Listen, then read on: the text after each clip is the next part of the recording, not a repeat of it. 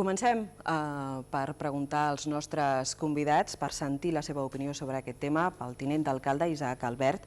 Volem saber si des de l'Ajuntament es considera necessària o no necessària la contractació en origen. En temps de crisi també és necessària. Si s'han de reduir els contingents d'aquests treballadors estrangers per donar sortida als aturats de les llistes d'Espanya o no, o com s'enfoca el tema? Aviam, és que segons com ho plantegem, les respostes poden ser diferents. Jo crec que vincular immigració amb atur té certs riscos i a part no ens aporta res. Però li contesto la pregunta.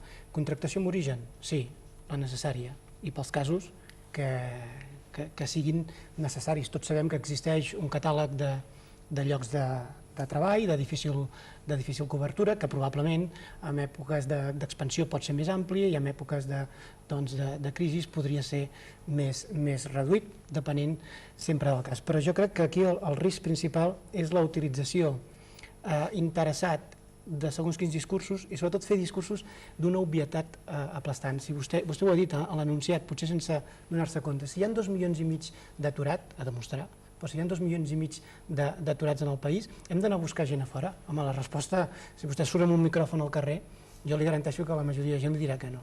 I això, aquí és on hi ha el risc, perquè la nostra obligació no és dir el que la gent vol sentir a vegades, sinó intentar fer una mica de pedagogia.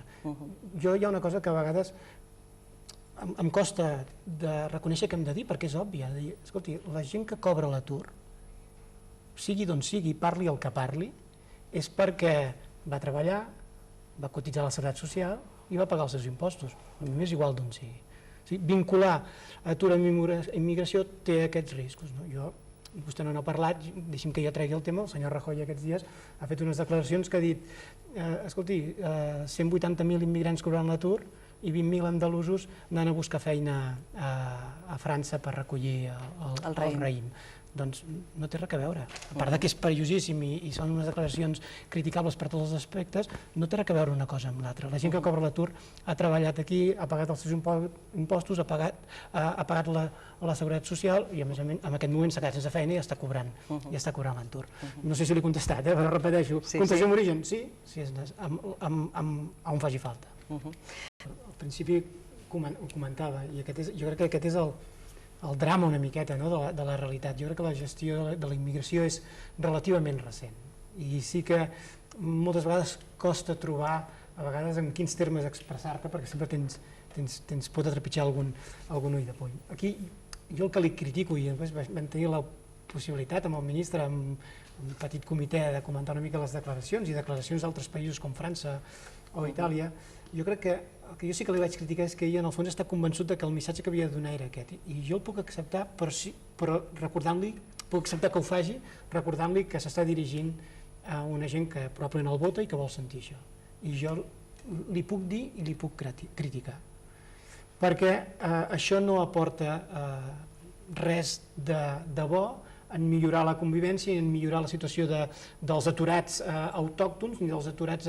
nouvinguts, etc. Sinó envia un missatge molt clar i no patiu que abans vosaltres que altres. I això jo crec que té un risc molt gran, repeteixo, perquè no aporta absolutament res.